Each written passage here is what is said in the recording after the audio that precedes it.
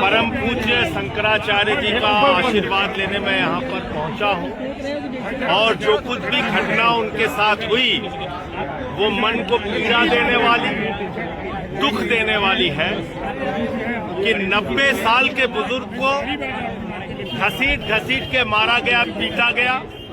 उनके शिष्यों को चोटी पकड़ के घसीट घसीट के मारा गया, पीटा गया और शंकराचार्य जी को स्नान करने से वंचित कर दिया गया। ये घोर पाप इस प्रयागराज, इस पवित्र धरती पर हुआ है और इसके लिए कोई और नहीं, उत्तर प्रदेश की तानाशाह सरकार और उनका प्रशासन जिम्मेदार है।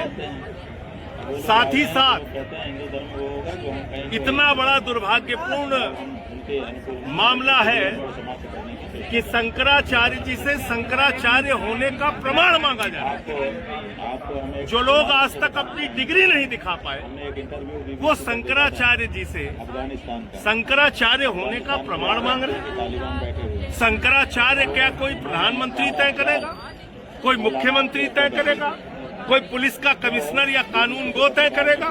शंकराचार्य हिंदू धर्म के रीति रिवाजों से तय होते हैं और इसमें किसी को भी हस्तक्षेप करने का कोई अधिकार नहीं है। शंकराचार्य जी से विरोध शासन प्रशासन का इसलिए है कि इन्होंने अविरल और निर्मल गंगा की बात की, इन्होंने गौ हत्या पर रोक लगाने की बात की।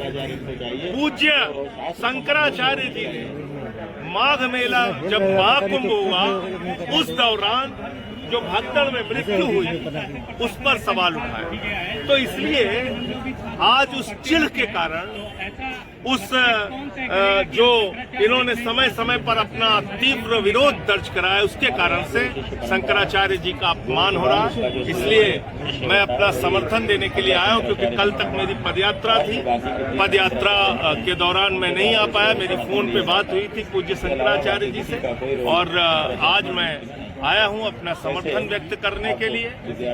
परम पूज्य शंकराचार्य जी ने काशी कॉरिडोर का जब मामला हुआ था उसमें सैकड़ों मंदिर तोड़े गए थे, शिवलिंग तोड़े गए थे, उस मामले में भी इन्होंने FIR दर्ज कराई थी। उस मामले में भी हमने साथ में रह के आवाज में आवाज मिलाई थी। इसके साथ साथ जब अविरल निर्मल गंगा का मामला इन्होंने अभियान चलाया था पूज्य शंकराचार्य जी ने, उस वक्त भी हम लोगों ने साथ दिया था। और अभी जो कुछ भी घटना इनके साथ हुई है वो दुखद है, दुर्भाग्यपूर्ण है, पीड़ादायक है और उत्तर प्रदेश के मुख्यमंत्री को अविलंब जो कुछ भी घटना हुई है परम पूज्य शंकराचार्य जी के साथ उसके लिए उनसे क्षमा मांगते हुए शंकराचार्य जी का स्नान सुनिश्चित कराना चाहिए। एक सवाल और है, शंकराचार्य जी के जो शिष्यों को चोटी उखाड़ा गया उस पर क्या कहेंगे?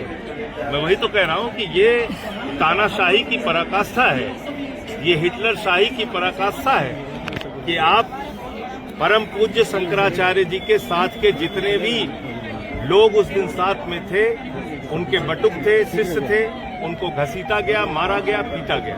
तो किस तरह का समर्थन दिया आपने? किस तरह की लड़ाई लड़ेगी इसके साथ?